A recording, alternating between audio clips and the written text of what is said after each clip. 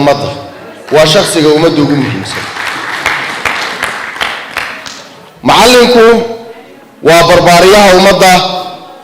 waa la taliyaha ummadda waa toosiyaha ummadda waa qofka kaliya ay isugu mid u yihiin ilmaha uu dhalay iyo ilmaha qof kala dhalay ee uu macallinka u yahay isku si ugu naxariista isku si u tarbiyadeeya isku si u tacaala isku si u toosiya isku si uga taliya waxanahay wahdiga dugsiyada waxanahay wanada macallinka waxanahay wahdiga dugsiyada waxanahay wanada macallinka waagi baryaba awbax laga waraabsho waagi baryaba awbax laga waraabsho waxaan ku warwaraynaa wadankiina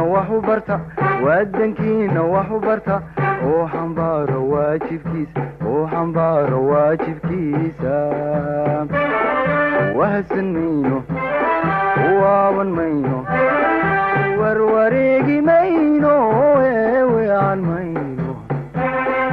wahsan mayno waaban mayno warwareegi mayno weecan mayno guul wacan cadowka waabto nolol wanaagsan iyo barwaaqo nabad lagu wadaago